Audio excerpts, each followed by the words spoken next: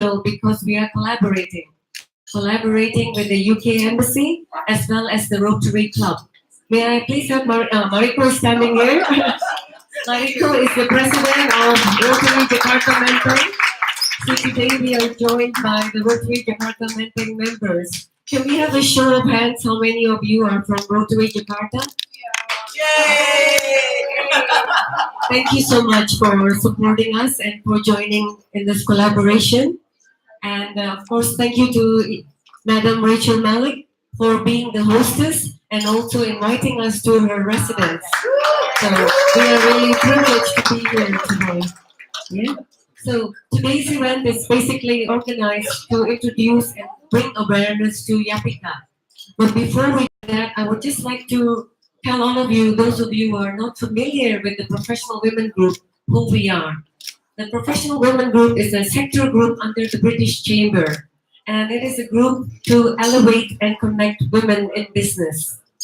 We have been running since 8 years, and we do events once in 2 months. And as you can see the energy, this is the type of events that we do once in 2 months. It's for networking, it's for learning, for sharing, and for paying it forward.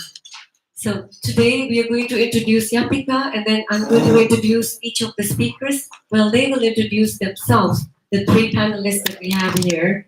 And basically we are going to be talking about advocacy and Goodwill Ambassador and what it means to be the change so that we can inspire other people to join the change that the world needs currently.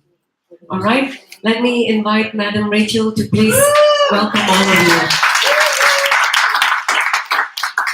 Okay. If it keeps echoing. Can I do it without? Can everybody hear me? Yeah. This is the mic. Can you hear me? Yeah. All I could hear was an echo. Is that okay? Is this okay? Okay. Thank you and welcome. It is really, really lovely to have you all here today. Welcome to BritCham's. Thank you so much for not only giving us this opportunity, but for coming today. Welcome to Rotary, and of course, welcome to all my wonderful YAPPIKA-ActionAid friends. I welcome you today as the wife of the British Ambassador. This, as you probably realised, is part of our home. This is where we eat every day outside. This is our formal area. We live over there somehow. I welcome you as the wife of the British Ambassador, but also as Goodwill Ambassador of YAPPIKA-ActionAid. Probably because I'm the wife of the British Ambassador, but more importantly, I am the Goodwill Ambassador of ActionAid. So welcome and we would like today to tell you all a little bit about YAPPIKA-ActionAid. I will talk for a couple of minutes, then we'll see a slideshow, then Reza will talk. In fact, I forgot to welcome my fellow panelists. Pierre, thank you so much for being here today.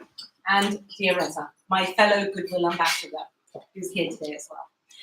Okay, YAPPIKA-ActionAid. YAPPIKA was founded in 1991 as an Indonesian non-profit NGO. Right from the beginning, the aim of YAPPIKA is to empower people in communities to learn skills and get the skills that they need to be able to advocate and lobby to local government, to other sectors. So YAPPIKA started as a way of helping people advocate for their rights to education, their rights to healthcare. They advocate to local government at ministry level, trying to change policy, trying to empower local communities. ActionAid joined with YAPPIKA 2 years ago in 2016. ActionAid is a very, very big NGO from the UK. It initiated in the UK. I grew up with it. I know a couple of other British people here. It is a very, very big NGO for us in the UK. ActionAid also has always worked at alleviating poverty, working with people at the grassroots level and empowering them for change. So YAPPIKA joined with ActionAid 2 years ago, and one of the main activities of YAPPIKA-ActionAid is to go into local communities, to schools, to health workers, and empower them to have the skills to advocate for their own change. And this is what's quite hard to explain about YAPPIKA-ActionAid, because I think a lot of people in the charity sector, they want to give a lump of money and they want to build a beautiful school and paint it blue and red and everything looks really, really gorgeous, but they don't involve the community. And then they walk away, and when the school starts falling down, they don't know what to do. YAPPIKA-ActionAid goes to schools, and Reza and I last year went to schools near Jakarta, and we visited schools which are really completely falling down. You walk into a classroom and all the desks are over that side, because when it rains, the rain comes in over there. So all the kids are learning over there. The glass is broken. Children have even died in Indonesia when ceilings have fallen down. Yes. So YAPPIKA-ActionAid went to this school and they gave the skills to the head teacher and the parents to be able to advocate to local government to get the money to repair their school. So the meeting that Reza and I were at, there was a parent who, even though he was speaking in very fast Indonesian and I didn't really know what he was saying, I could tell that he was incredible at public speaking. He had barely had, I think, elementary education. He had 5 children who went to this school, which was literally falling down around the kids. And he had been empowered to have the confidence to go to the local government and advocate for their rights. Because as we all know, there is money for education and healthcare, but often it's kind of not quite going where it should be going. So this is the most important message I think we want you to take away from YAPPIKA-ActionAid. It's about empowering people to advocate for their rights. And often the issues are hidden and you're not really aware of them, but actually they're really important issues like healthcare, like education. Last week, Reza and I went to Jember in Java, and we visited a project which is working with midwives and community workers addressing the issue of stunting. Many, many children in Indonesia are stunted because simply for the reason that they're not getting good enough nutrition. So that's our new project, and I think in a minute we'll see some pictures from that. So YAPPIKA-ActionAid is an NGO founded in 1991, formed with ActionAid 2 years ago, and I think it's doing really, really important work. Already we've seen big changes. I think Reza and I would say in the last 2 years that we've been working. We work with an amazing team. We just get to be the Goodwill ambassadors and do this kind of thing.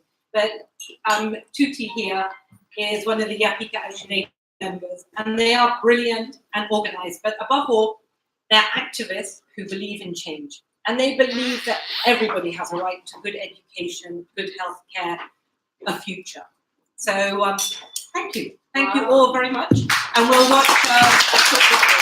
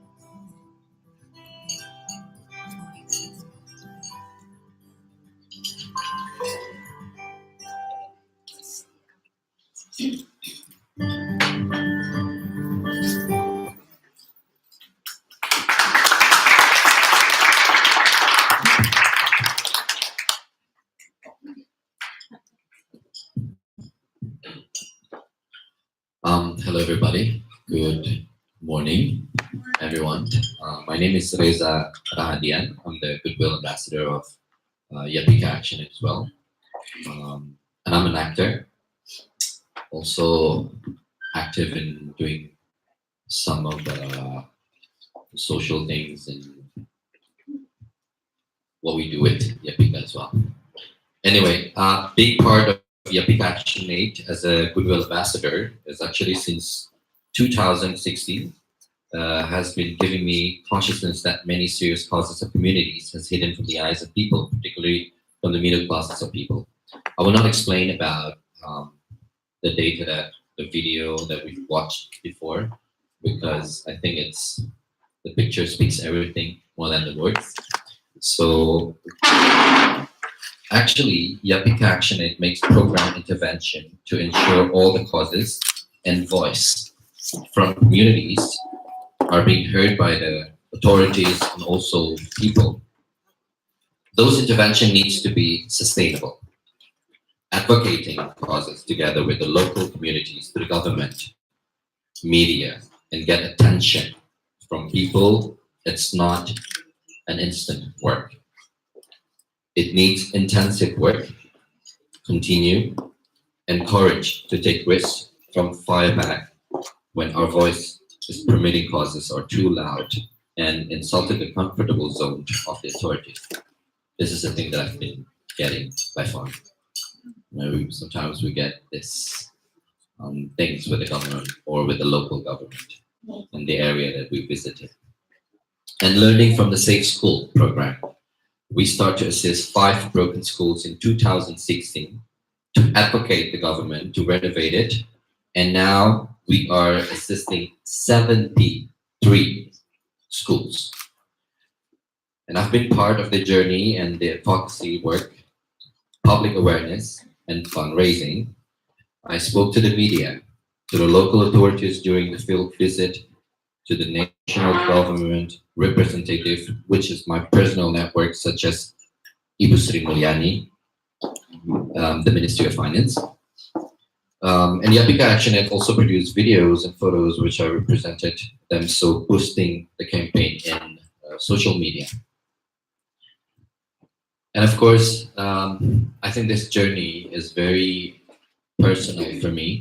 Back in my elementary school, I experienced a lot of things like what they experience. I went to a school which is not quite a proper school. I know how it feels to go to school and having a trouble or issues about the fee,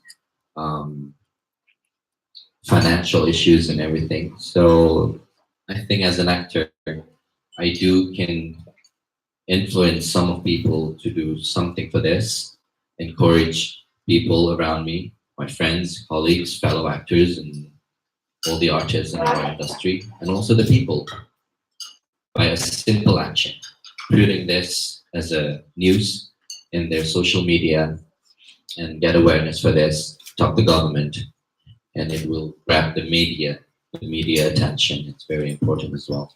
So I hope we still can continue this wonderful work together with Ibu, Rachel, and with the YAPPIKA as well.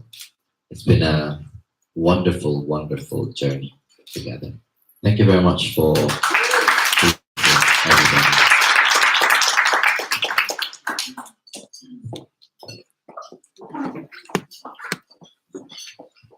Now we're going to go to the second part of our event, but before that, I think Rachel and Reza have introduced themselves, but I would like to give a chance to Mr. Pierre.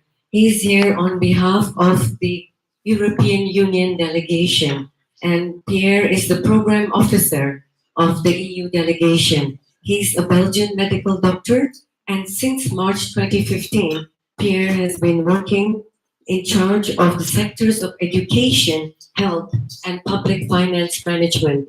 I will give him the mic so that he can share his background and what brought him into Indonesia and the work that perhaps the EU delegation is doing together with YAPPIKA. Thank you very much. Selamat pagi, good morning. Excellencies, distinguished Goodwill Ambassador Mrs. Malik, Mrs. Reza Rahadian, Mrs. Malik. Let me also mention Mrs. Francisca Pitri, Dr. Mathieu Grammy-Rochman, and I don't know if he already arrived, Mr. Richard Miller. Just arrived. Most welcome. As it was mentioned, I am effectively working in the European Union delegation to Indonesia. And I could speak about me, but what I would like to do is give you a message from the EU delegation, which is the perception that the delegation has from YAPPIKA. First of all, I would like to thank the British Embassy, the British Chamber of Commerce, the Professional Women Group, and the Rotary Jakarta for organizing and hosting this event. This event reflects the strong commitment of the government of Indonesia, but also and moreover of its partners. In fact, it is a great privilege for me to attend this event and to share with you the European Union support to education sector in Indonesia. In 2014, Indonesia graduated from EU bilateral cooperation. Nonetheless, the EU support to the education continue, guided by the European Union roadmap for engagement with civil society. This roadmap makes use of a thematic budget instrument that we call civil society organization and local actor. The aim of this roadmap is to contribute to inclusive and equitable economic growth. The ultimate goal is poverty reduction. Today, in the framework of this roadmap, we have the support to YAPPIKA-ActionAid project. I will call it YAPPIKA. YAPPIKA promotes good governance and accountability in the education sector. Through the promotion of an active civil society engagement in line with SDG 4. The specific objective of YAPPIKA is to strengthen the capacity and enhance cooperation between civil society organizations and local actors to implement initiatives for inclusive and quality education. On June 21, YAPPIKA and the Ministry of Education and Culture have signed a cooperation agreement. This agreement is about strengthening government and accountability of basic education through action promoting civil society-led initiative for inclusive and quality education. With YAPPIKA project, we are expecting as a delegation the following results. Civil society organization partner participate in local governance and promote quality primary education and inclusive policies. School communities participate in local governance and deliver education right protection. Civil society works with local authorities to improve access to quality primary education. Public awareness toward the importance of primary education is strengthened. This is what the EU delegation is waiting for. With EU support, YAPPIKA is targeting 3 districts in 3 provinces. The district of Samba, the district of Bima, and West Sumba. Why do we selected this district? They are coming from a list of disadvantaged areas that were identified by the Ministry of Village Development. Also, these districts have a high number of damaged classrooms, more than 20%, the highest rank according to the Ministry of Education and Culture.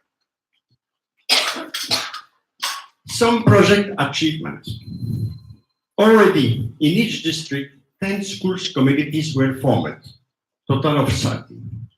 These communities involve principals, teachers, school committee members, parents, village officials, local leaders, and parents of out-of-school children. Each school community already met twice in July and in August 2018. The meetings were about, first, the establishment of the school community itself, and second, the introduction of the concept of inclusive education. Currently, are ongoing district workshop and training. The grant that the European award to YAPPIKA is quite significant. Its amount to almost 750,000 euros. Thereby, more than 150,000 elementary school children will get benefit from the project, and especially children with disabilities, disadvantaged, and out of school. YAPPIKA project will improve the quality of education, reduce student dropout, increase access of girls and boys to inclusive school, this to ensure that no child is left behind. The EU intends to continue to be a strong partner supporting Indonesia in the implementation of poverty eradication and sustainable development programs. Ladies and gentlemen, I would like to praise the reform undertaken by the government of Indonesia in the education sector. In particular, the Ministry of Education and Culture, the Ministry of Village Development, other ministries, Papinas, Ministry of Home Affairs, Ministry of Finance, and also NGO like YAPPIKA. I can confirm that the European Union is confident that the reform will go on in the medium and long term. Partners will play an essential role in this reform. Once again, thank you for all the effort contributing to the success of this project. The government of Indonesia, YAPPIKA-ActionAid, the British Embassy, the British Chamber of Commerce, the Professional Women's Group, and the Rotary Jakarta. Thank you for your attention. Thank you very much, Pierre. I think that really details what the European Union is doing together with YAPPIKA, and thank you for that information. About 6 months ago, Rachel contacted me and she asked me whether we could do this event. So it's taken 6 months for us to make this happen. So thank you so much. And I would also like to share that at that time, she shared a lot of videos and information which can be found on YouTube. So should any of you require further information, please do check on YouTube, as well as the YAPPIKA representatives. How many of you are here today? Can you all stand up? Everyone from YAPPIKA-ActionAid? Yes, and we have the Ibu Mutia, who is the chair of the board. Yes, thank you for joining us. Great. So should you require further information, please do look for them after the event, because really the aim of our event today is to raise awareness, because I think we talk about education, but usually it's only about higher qualifications and improving the education system and the teachers, but very few times have I heard about safety and stunting. So Rachel, I'd like to ask you, because I didn't know stunting until you sent it to me. I had to Google and check. Maybe you could elaborate a little bit about why this is an issue. because I think living in Jakarta, we don't think of poverty, and we don't realize that Indonesia still has a problem, especially in the areas that Pierre mentioned. So please, could each of you elaborate on this point? Thank you. Yes. Okay, with stunting. Can you hear me still? Yes. Yes. When I'm talking, I really don't like that echo, so I'm trying not to hold it too high up. You like your echo. I know, but it sounds funny enough once here. So Indonesia has a real problem with stunting. I think what amazes me about it is that Indonesia is the most incredibly fertile country. Anything can grow in this country. Literally, you can throw seeds and bananas will grow and cassava will grow and aubergines will grow. We went last week to communities where it's a part of Java where they think as many as 30 to 40% of children under 5 are stunted. It's very difficult to actually work out exactly who is on that graph and who isn't. But WHO is going for the first 1,000 days of life. So the beginning of the antenatal period, so the beginning of conception, through to 2 years of life. If you can make sure the mother feeds well through her pregnancy, she delivers a healthy baby, she breastfeeds exclusively for 6 months, and then gives good nutritious food until 2-3 years of age, we can have much healthier children growing in Indonesia. Unfortunately, it's not happening. And actually, it's not happening everywhere. In Jakarta, in all the provinces of Indonesia. And we went and we met families with children who are on the graph.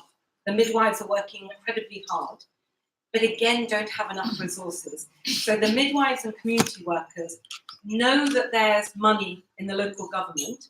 So government provides milk and little biscuits for children, for little babies and weaning children. But often they are having to sell that to give themselves a salary because they haven't received a salary from local government. So the most vulnerable babies are not receiving the nutrition that they need. But in fact, what we realized is a little bit of milk and a few biscuits isn't enough. That the midwives and community workers we met last week are, in their free time, they are now doing vegetable gardens in their backyard. They are now teaching some of the women in these very, very, very difficult living conditions how to just grow in a small container. But we realize, and actually this is, I think, one of the things about how wonderful it is to be a Goodwill ambassador, that Reza and I went, we had this very intensive day last week. We arrived at the airport, I think, at 4:30 in the morning. I think Tuti and Iko were a little bit worried that we weren't going to turn up, but we did. We were there by 4:30 in the morning. We had a very, very intensive day, and it was a bit like there was so much to see and so much to learn. And both of us texted our YAPPIKA-ActionAid group and came up with the same ideas. So that Tuti wrote to me saying, how come you and Reza are saying the same thing? And we hadn't actually talked about it, but I think as a team we worked really well together. And we sat and we heard these stories and we realized at YAPPIKA-ActionAid, we need to empower the midwives, community workers at a grassroots level, not to do once a month health education talk, but actually they've got to go every 48 hours back to the mothers again and again. And they have to start everybody growing their own food so that everybody learns the importance of a varied diet, fruit, different colors of fruit, different colors of vegetables. So stunting actually is a really, really big issue here in Indonesia. I keep saying to everybody, you guys have no idea how much I pay in the UK for the food that you pick up every day for nothing. You know, when people say to me they don't really like mangoes or mangosteen, I'm like, are you kidding me? Back in the UK, I pay so much money for that. Actually, nobody should be stunted. But of course it's happening because people need the education to know what a good diet is, how to look after their children. So I think one of the projects that we've all come away thinking is that we have a real push at supporting the midwives to go to local government, make sure that the money that they are allocated is coming down to the children most in need, but also give them the empowerment to support the women, to go very regularly, to help them cook, prepare food, explain that nasi putih isn't good enough. And that, I mean, the reality, I was talking to another doctor who actually works in West Kalimantan, and she said this child is so small because all he eats every day is nasi putih and nothing else. And so, I mean, in a nutshell, there is a really big problem. And YAPPIKA-ActionAid, that's the next big project. And we went last week to begin the campaign and to raise awareness. Did that answer? I could talk very long about this topic, but you probably don't want me to. So. Reza, would you like to add a little bit on this, or and then Pierre?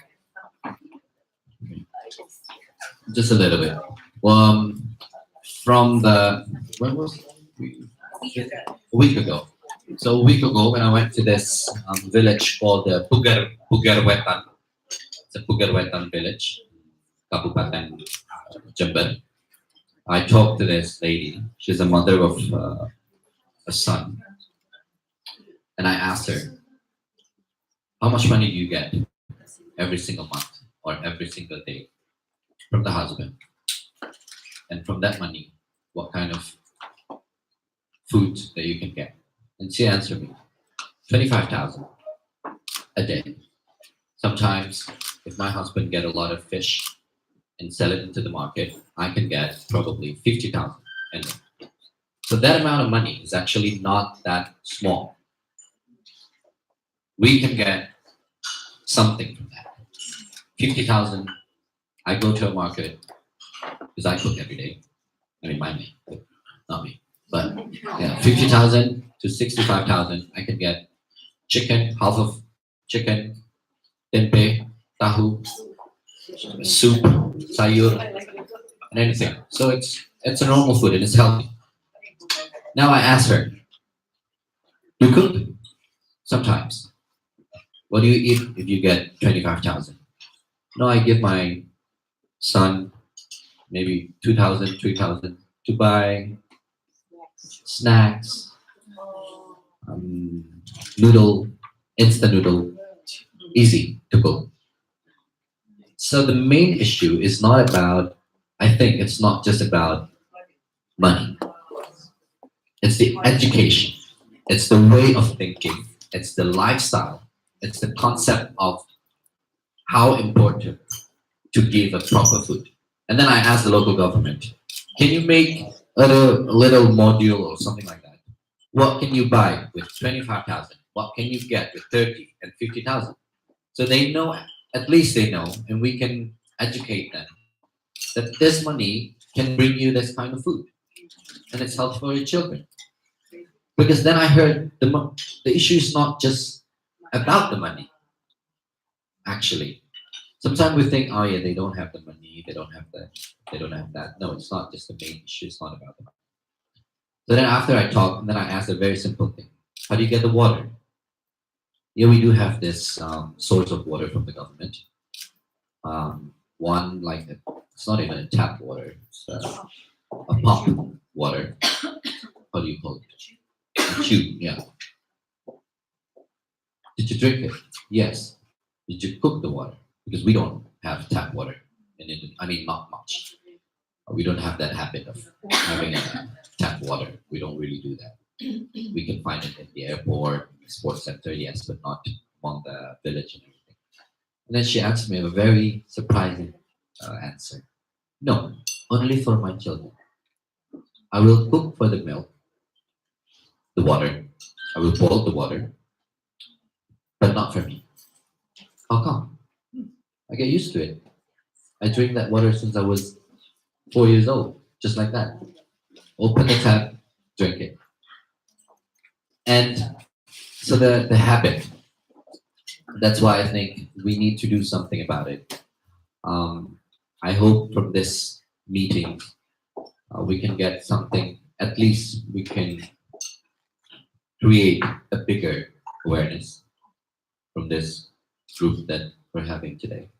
Because it is a very important issue, and I think it's very important to put our time to be able to see, to come there, and to be able to educate the people. And it is not easy, even for the midwives. One of them telling me, you know what, nowadays it's hard to give the, how do you call the vaccine,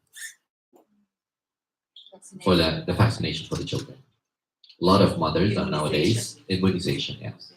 A lot of the mothers saying that, no, we don't want that. Some of the Muslims would say, it's not good. It's haram. It's no.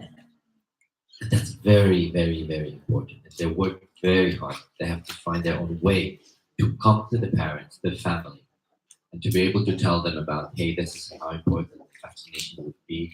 This is good for your baby.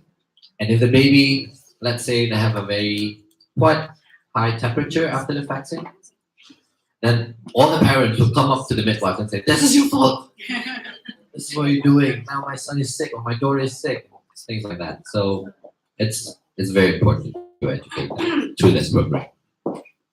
I think, yeah. Thank you. That's it.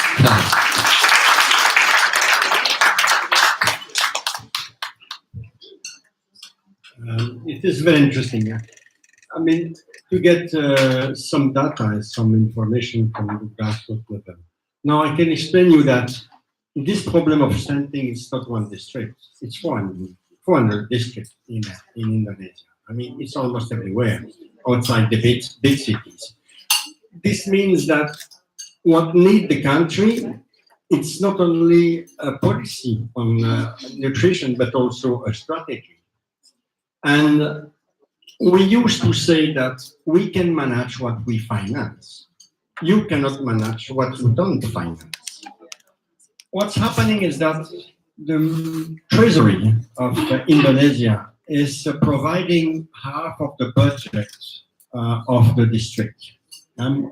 Even more than 50% of the budget of a district is coming from a fiscal transfer or from several fiscal transfers directly from the Treasury to the Treasury in the district. But a characteristic of this fiscal transfer is that there are no conditions to the implementation of any strategy. The district is almost free to do what they want to do with the budget. And this is where and what we are doing. We are working on this with the Ministry of Finance and BAPINAS. We are currently revising the law 33 on decentralization.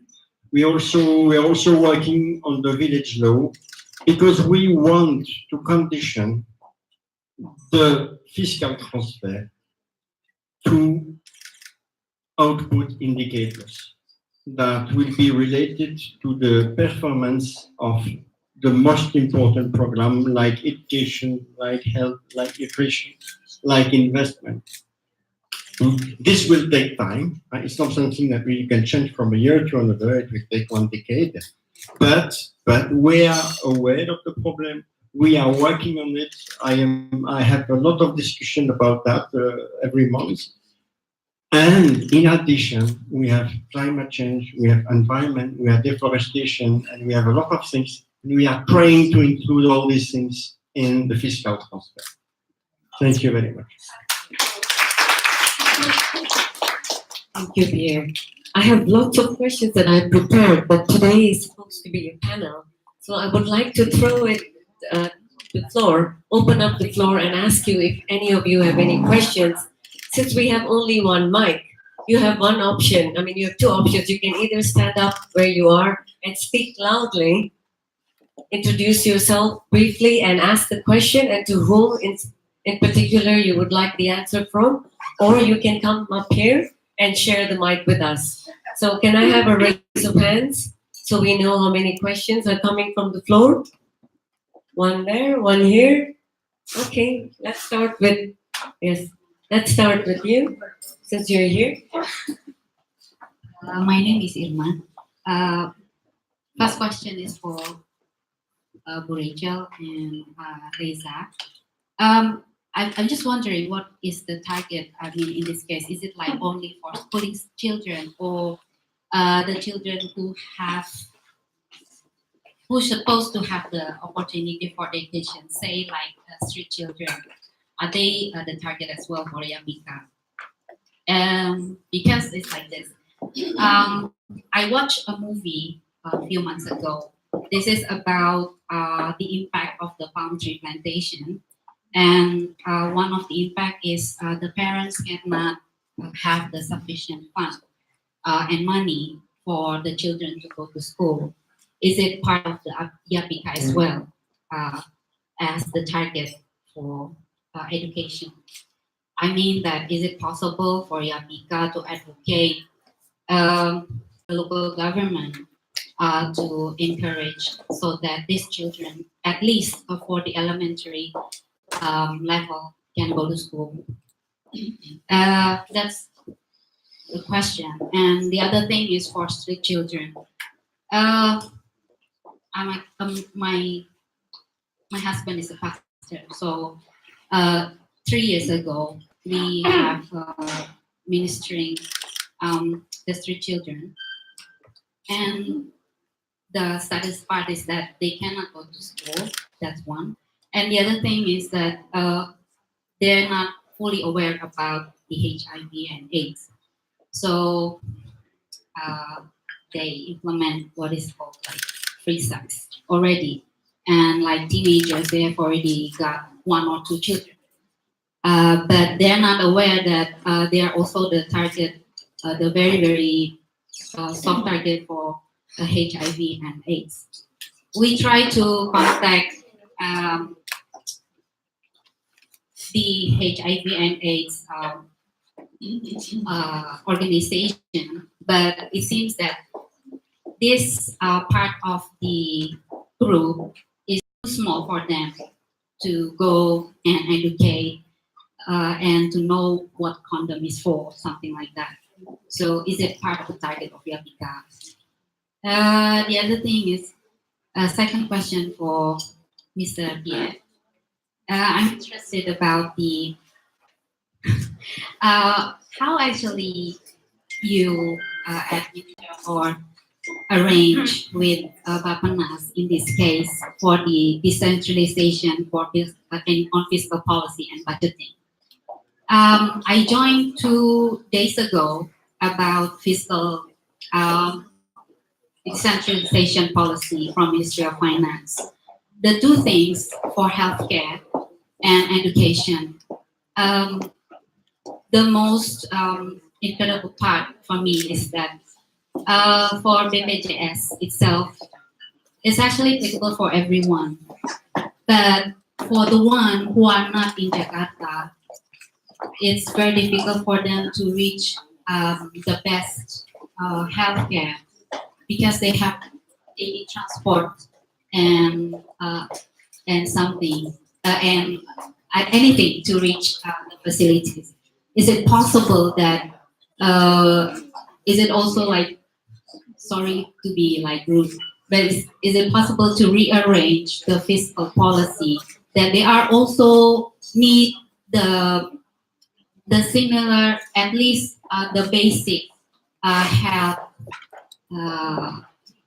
facilities for them, so that they need not to go to Jakarta or the capital city of the kabupaten to have that sufficient. That's one thing. And for the education, the Ministry of Finance show that it's higher percentage or the higher portion from the parents to finance the children to go to school nowadays within these past 2 years. Because the target of boss, it's like, yeah, no, boss. So it's not really reaching the lower income family because some families or like some children, especially in Jakarta, who have already had families who have sufficient fund for them to go to school, is still also included in the BOSS program. So maybe sir, you can help that as well. Thank you.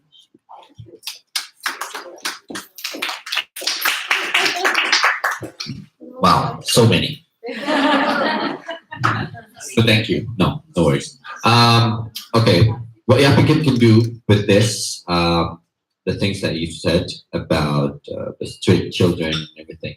First of all, we do have a few programs, but nowadays, if you're asking about children in the street not having a proper education, what we're doing in YAPPIKA-ActionAid for the education part is we're focusing on the infrastructure.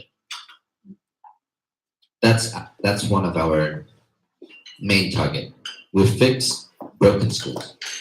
We advocate the local government to actually make sure that the financial or the fund that they have for the education is going to a very specific target and on point.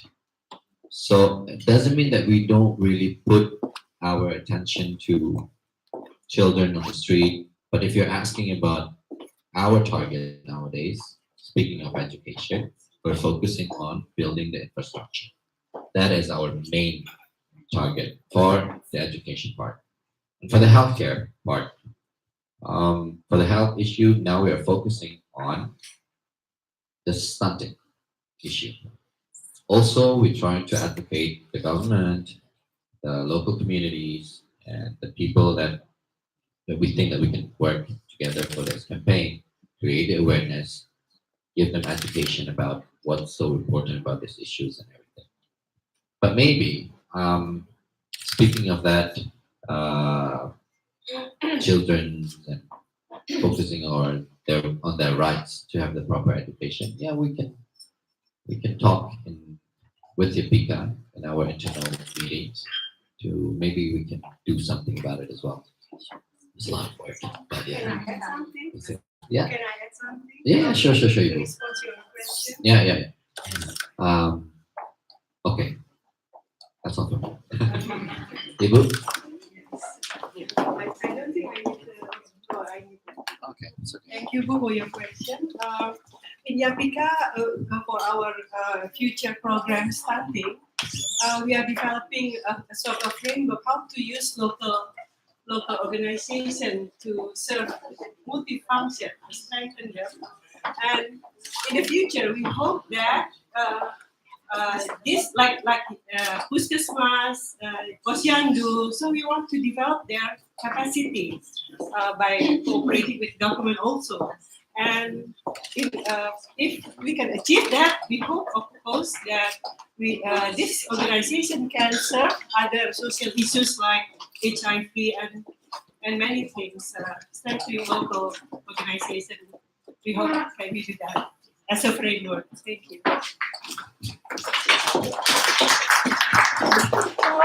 Sorry. Okay. Did I answer your question? Okay, so Okay. meaning that I don't know YAPPIKA does not channel for that target yet for some children, but it's like Yeah, for the street children specifically, yeah, we're not yet targeting for that. Listening to my colleague here, what I understand is that there is a common problem, common driver behind all this, which is the lack of infrastructure. And the lack of infrastructure in Indonesia is linked to the lack of domestic revenue collection.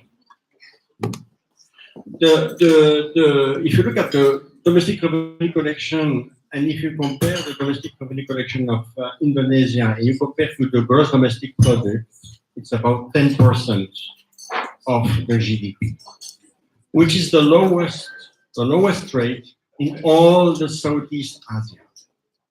Now, there is specialists from International Monetary Fund or OECD or World Bank that estimated what is the minimum percentage of revenue, domestic revenue collection compared to GDP, which is necessary to allow development. And it seems that below 15%, it's extremely difficult for the country to develop. Meaning that there is a big challenge, and it's well understood by the current government. The target is to reach 16% of GDP in the next 2 or 3 years. I mean, it's well understood, but it is extremely difficult to increase domestic revenue collection. There is currently reform of the VAT. There is they try to reform the tax on the salaries.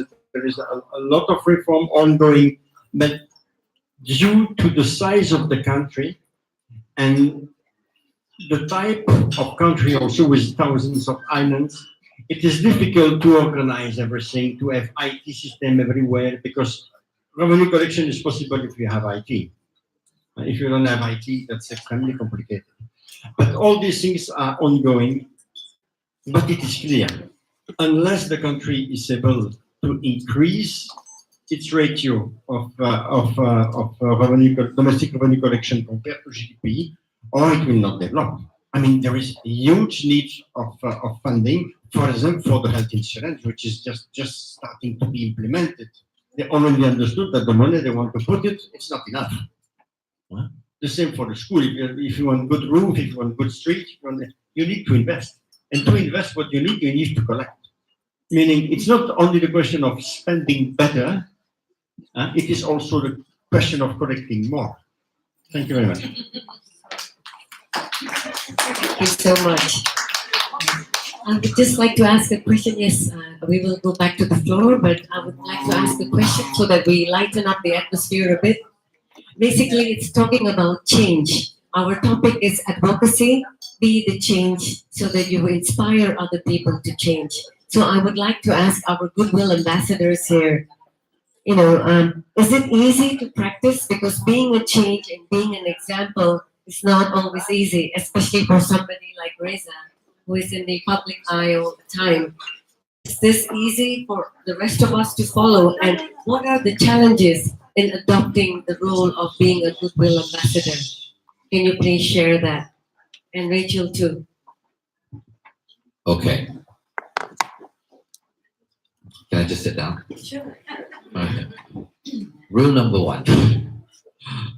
When I joined the YAPPIKA or any other organization, because I work for some organization, rule number 1 is just don't put me for the face and that's it. I don't do that. And I don't have time for that. So then what I ask the YAPPIKA is, what program do you have? And every fund that you get, is it open to public? This is very important. Is it open to public?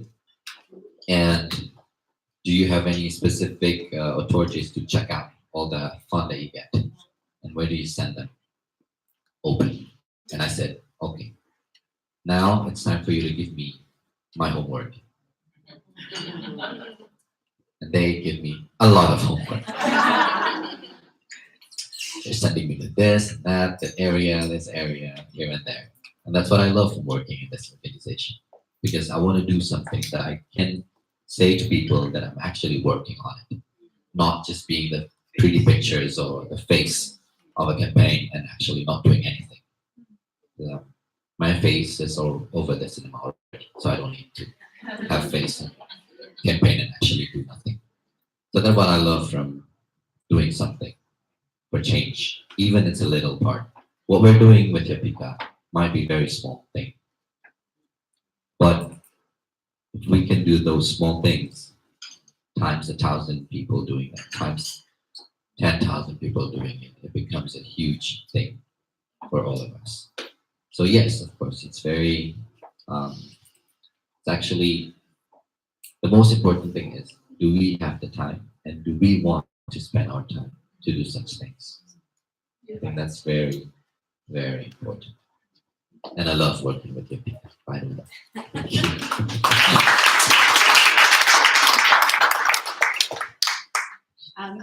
I think the same as Reza, it's a great organization to work with, but also I've been now in Indonesia for 4 years. Yeah, I thought I could that's that. I've been in Indonesia for 4 years, and I realized when I came here, I came from London, where I was a working mom, driving, cooking, cleaning, ironing, picking up my kids, dropping my kids. And then I suddenly arrived in Indonesia, and one, I wasn't allowed to work, and two, I have the most amazing team of staff and help here. So the last 4 years has been a journey for me, and there are many people in this room who I know in many different walks of my Jakarta life. And each time I've met people from different organizations, and if I believe in it, and I think they're doing good, and then I go to the project and see what a good project it is, then I'm more than happy to support it. And there are many. The Learning Farm is here. Mariko and I are actually on the board of the Learning Farm, and Ibu Nona is here today. I've got my Wisdom Cheshire, and then I love what Wendy is doing here, and there are so many more. But I think the main thing is to really believe in the cause and what the project is doing. And if you believe in it, then you want to see change. I know I can do things like this today because of who my partner is at the moment in Jakarta. Actually, the most important person, and I think we would all agree at YAPPIKA-ActionAid, is having Reza, because he is a face of Indonesia. And actually what we need to reach are the young Indonesians, because they are the change for the country. So having Reza means that it opens the whole of the social media platform. I mean, traveling with him is just crazy. Last week, I actually thought he knew everybody at the airport. I actually turned to Tuti and said, how come he knows so many people? Of course he doesn't, they want photos with him. That's one. So social media is really, really important. So please, if you take a photo of Reza and you today, will you post it on your social media? And mention YAPPIKA-ActionAid and the Learning Farm and Wisma Cheshire and all the other wonderful organizations. There are many ways that we can bring about change. I mean, Tuti was telling me that people nowadays actually have a day off work and they go and volunteer in different NGOs, which is a really good way of actually seeing what's happening. I think that's the most important thing. If you like the idea of a project, actually go and check it out. But I think I'm actually talking to the converted here, because I know so many of you have your yayasans and NGOs, but I think what you can bring about by having somebody who's as high profile as Reza actually makes a big difference. But also because Reza got involved and then they got me involved, I think that probably helped us get the EU funding. Because again, it's who you know. So, but it is wonderful. It's wonderful to be part of this change. So thank you. Would you like to add on that? Okay, I will. Sure. In fact, the EU funding is based on tendering procedure. We make call and we receive proposals and we make selection. And we really try to be impartial. I mean, this is something that I would like to say that if they were selected, it's because the proposal was good. And that's it. Oh, yeah. Thank you very much. Thank you. They probably didn't even know that we existed. Yes, sir. If possible, just one question, please. Oh, yeah. We are running out of Thank you time. very much. Great presentation, and really about raising the awareness is something that this country really needs. You're on point. You're onto something here. I want to hear a little bit more. In child development, ecological system urge us to raise one child by the whole community. So mother, father, teachers, religious leaders, local government, etc. There are layers. And efficiently, positive psychology has shown that if you are working simultaneously with the whole community, the result is outstanding. Now, I understand that you are working with infrastructure, but what I want to know is EU direction in Indonesia in education the next few years, and also YAPPIKA. What would be your strategy in getting more involved with the parents, raising awareness, not only one time, but continuous support and raising awareness to the parents, teachers? Our kids spend about 8 hours a day with the teachers, and sometimes their dream is to be teachers. If there is only guru agama in the school, what they want to be is guru agama. They don't have the frame of references of other things. So, and also, how would you like to work with the religious leader, village leaders, and also local community? I also work in the eastern part of Indonesia, and sometimes we do one thing and then someone else undoing what we're doing. It's often time moving one step and moving back 2 steps. So this is what is going on in our country. Your strategy in education, getting involved with a larger community simultaneously in a longer period. Thank you. Here, would you like to start? Yes. Thank you. As I said,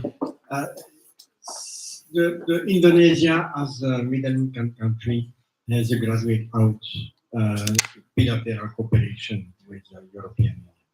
This means that we are not anymore financing directly national strategy, and we are not anymore, I would say, hand-to-hand and partner with the ministries. What we have is, what I mentioned in my speech, is budget lines to support civil society organization and local actors. This will continue for the next decades. There are smaller size projects, and it's this project like the one that we are financing with YAPPIKA. This is mainly the financing of NGO to strengthen the civil society organization in advocacy and in kind of control of what is doing the government. Okay, that's what we're doing. This we will continue. And if you want to have detail on that, my colleague Destriani will be able to inform you about all we have in the pipeline. And look at the website of the EU delegation. Here there is a publication, there's often publication about the program. Thank you very much. Rachel, would you like to elaborate? I think it would actually be better if we asked one of our YAPPIKA-ActionAid. Yes, maybe the chair will. Ya, Ibu Tuti. Ya. Pertanyaan dia tadi. Yeah.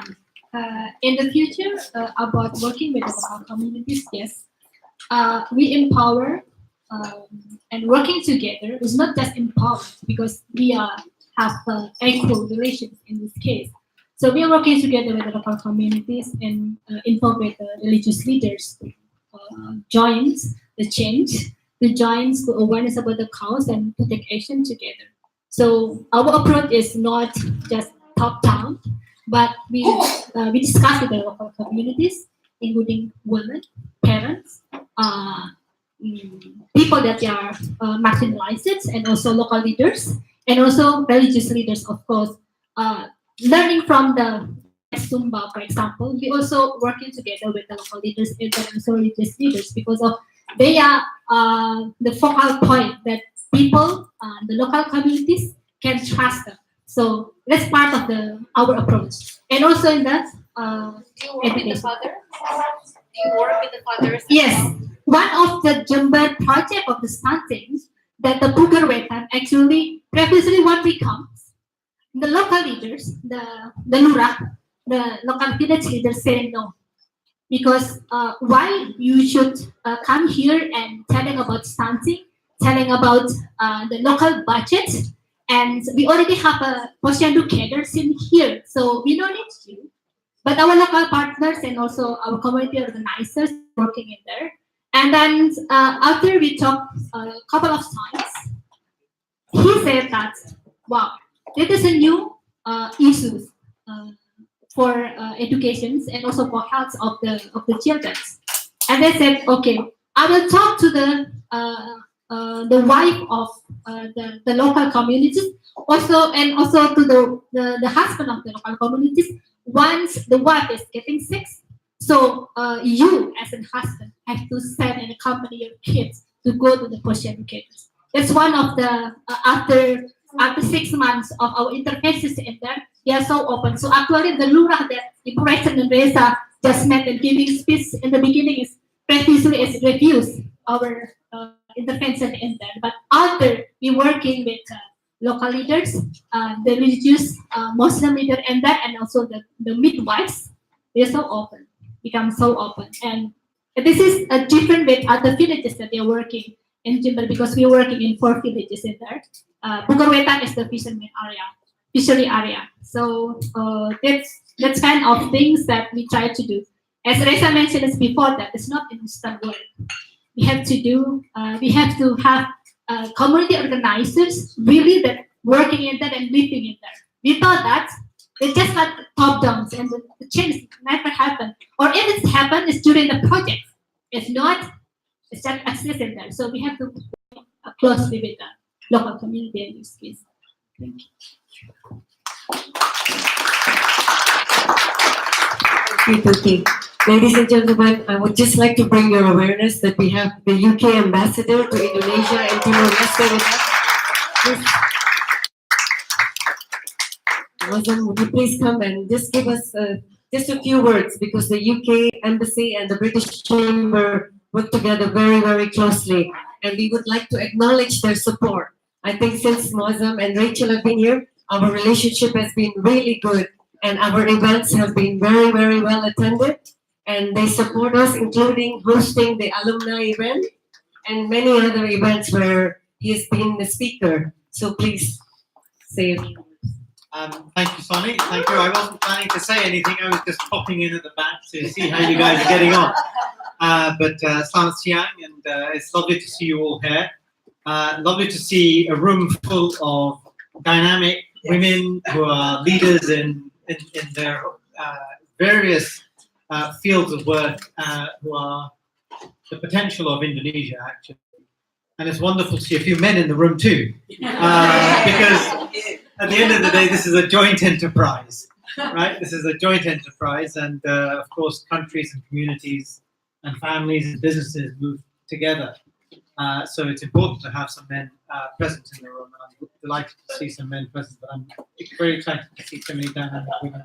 I know from BritCham's and talking to Sonny and to Chris and others that the professional women's group is a really important part of what BritCham's is doing. It's really a very creative, I think, enterprise with lots of good energy around it. And I'm very, very glad that the embassy can support in a small sort of way by hosting you guys here today. And I think I should leave you guys to have your discussion rather than sort of diversion. So good luck to this and success. Thank you very much. Thank you so much. I think all of us can see what a wonderful couple they are. And it's so good to see the energy, you know. And thank you, really. Right? Yes. We'll take one final question from the floor. All right? Okay, Wendy, one final question. One question. All right. Well, actually, I might have a question, but I started this project called Bhinneka Bagi Bangsa, and it's an outdoor education-based program for kids around Indonesia. So now we've given scholarships for more than 100 students from Aceh, Papua, and Menteng, and so many provinces, 25 provinces to date. And we started last year. And the goal is to develop them to be ambassadors of peace of Indonesia. And thank you so much for the presentation, all 3 speakers. The question is maybe from Bu Rachel and Reza. these kids come back from the program just so excited to share what they learned from the program. They really want to act. They really want to take action.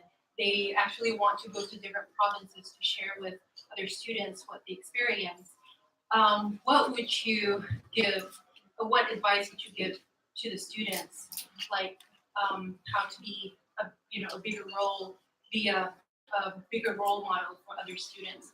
That's one. Number two is we will get us more sponsors. Maybe YAPPIKA would like to sponsor, but we would like to give a scholarship for one student from YAPPIKA to participate in the program for next year. If you would so kindly receive.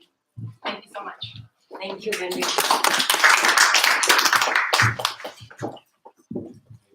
Okay. What kind of advice? I want to see them. I want to talk to them.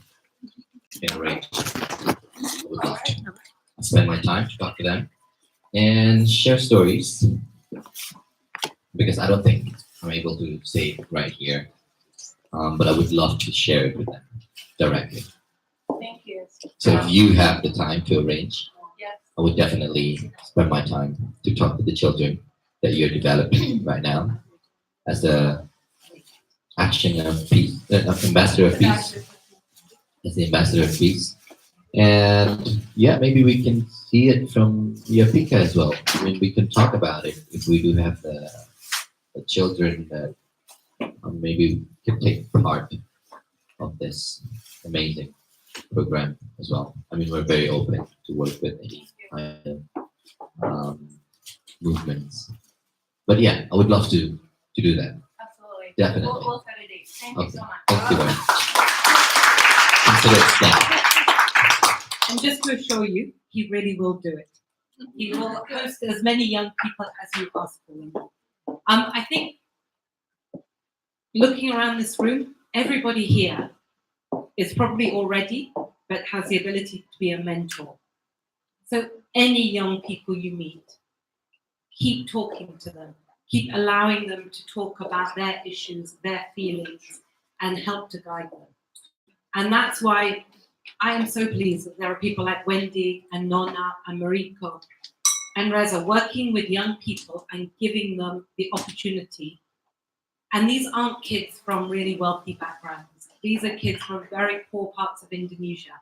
But it could just be their one chance meeting with somebody that then becomes their mentor and helps move them through their life, that can make such a big change. So a really good initiative. And you have him, I can tell you 100%.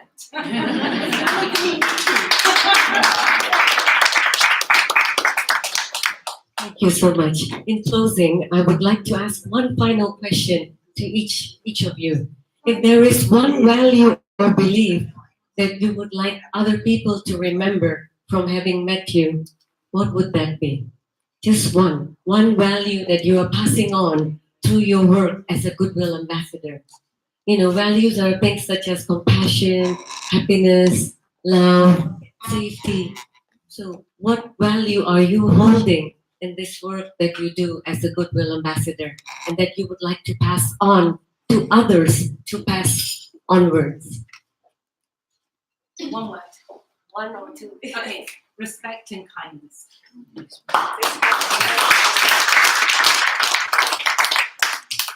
Love and respect. Share. Thank you so much. Ladies and gentlemen, I would really like to acknowledge each and every panelist here, not only for being here from their busy time, but to take up this role of being ambassadors and representing such a wonderful organization such as YAPPIKA-ActionAid. Today, each and every one of us in this room are aware of YAPPIKA, and also I think we have all been inspired. You know, I always believe it doesn't take much to be an ambassador. All you have to do is find something that you are passionate about, that you live and you practice in your daily life, and then share that with others, and through that, we can all become ambassadors. Ambassador of peace, ambassador of goodwill, right? And just ambassadors of love. So thank you very much again. And yes, before we close, I would just like to invite Chris Wren, the director of BritCham's. Chris will just speak for a couple of minutes and introduce BritCham to those of you who are not familiar with it. Thank you to Chris and the entire team of BritCham that we can do these kind of events. Thank you very much. I really feel it's a loss because I've just come in the last 5 minutes. So I'm really not sure. I just heard about love and sharing. But I also saw Moazza nodding when Sonny says it doesn't take much to be an ambassador. It's lovely to see a great room. Sonny and team worked very, very hard throughout the year. I think this is the 7th event during the course of this year. So thank you very much to her and her committee. And I think it's appropriate and fitting that this particular and also that, as we approach the season of goodwill, that this is also an event that is showing goodwill and charity. I'd just like to thank you all for being here and talk to the team and find out about BritCham. Thanks, Sonny. Thank you, Chris. We have a couple of announcements as is usual at the end of the event. First of all, over there you can find some bags of food and of groceries from the Living Farm, the Learning Farm. The Learning Farm is Rachel as well as Malik are on the board of the Learning Farm. Each bag contains some groceries and they're worth 200,000 rupiah, including the bag. So it's really for a good cause. So please do support when you're leaving. Please pick up a bag and contribute. And also BritCham, the British Chamber of Commerce support giving kids a sporting chance. And we're having a Christmas party on the 13th of December. And we are also selling raffle tickets worth 200,000 each. And the proceeds will go to kids, giving kids for a sporting chance, all right? And there are a couple of events that I'm going to announce, including this evening, right? And this evening, BritCham has the social and business networking, which is the last one for this year. Where is the venue, Anne? It's at the Oakwood. And Oakwood is another very good host and a member of BritCham. And we also have 2 events to announce. One is the BritCham in collaboration with Asian Trade Center. And this is on the 5th of December. And of course, the BritCham Christmas party, which is on the 13th of December at the Mandarin Oriental Hotel. So now we are going to present our extinguished panelists with gifts of appreciation. And I would like to invite Chris Wren to please come forward. And Ambassador Moazza Malik also please come forward so we can take a group picture. On the floor. Yeah. I will. Don't worry. Yes. Health and safety. Be careful, Pak. Sorry. So Chris, yes, please, just for the photo, yeah. Chris will present the certificates of appreciation to each speaker. We're not doing ladies first. Reza? Okay, thank you very much. Small token. I can honestly say to you that there's only one of these in circulation with your name on it. Thank you. Thank you so much.